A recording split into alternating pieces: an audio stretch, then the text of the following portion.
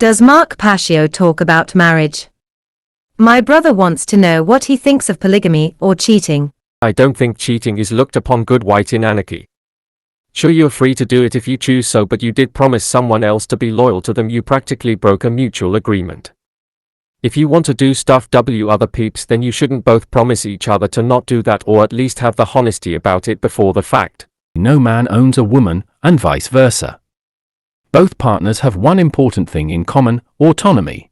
I actually wanted to call and get Pascio's thoughts on that topic as well, but I'm not available to do that when his show is live. I wanted to ask how he felt the principles of relationship anarchy jibe with the essential union at the foundation of family and child rearing. Cheating implies someone being deprived of something they were due, like correct change or fair play during a poker game.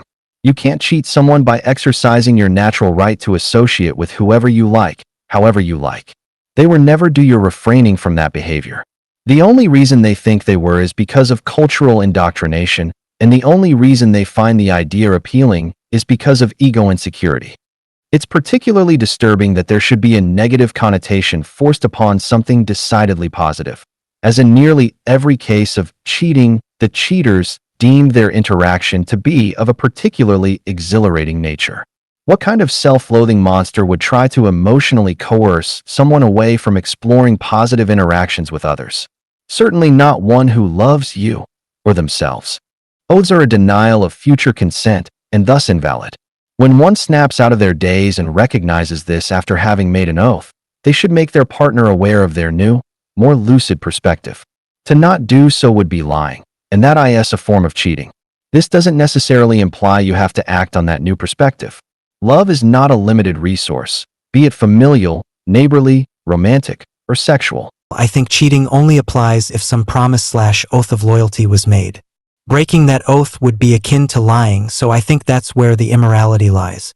However, whether making such oaths in the first place is a good idea is something that can be questioned, but at the same time, someone feeling like they need to cheat in their relationship implies that they are not getting their needs met properly in that relationship. Otherwise, what is it that they think they're getting from someone else that they can't get in their current relationship? That too is something that needs to be questioned. I think it's morally questionable to knowingly do something, which you may very well have the right to do, that you know will hurt someone else close to you, be it emotionally/psychologically. The most moral thing to do, would be to negotiate the terms of the current relationship before venturing onto someone else.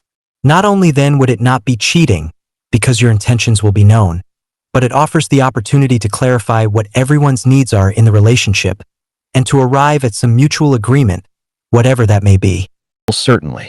But it's also worth questioning what the causal factor of the hurt is. In most such cases, it lies with the one who's hurt, not the one doing the perceived harm. I've known many people who were hurt by their partner spending too much time with friends, or by not joining in their interests to the desired degree, or not supporting them by going along with whatever ridiculous compulsions they fall victim to, etc. Presenting a falsehood is always wrong unless it's in defense. Just as stabbing people is always wrong by the same measure. But I think in many cases it is a form of defense because the partner is implicitly and unjustly leveraging emotional coercion to control the other person by way of unrealistic expectations. Oaths of loyalty are always misguided because they not only deny future consent, but they proclaim to hold a certain course with no knowledge of what lies on the road ahead. Anyone who accepts such an oath as binding is doing wrong to the person swearing the oath, just as much as the person making it is doing wrong to the person they make it to, and both also do wrong to themselves as well.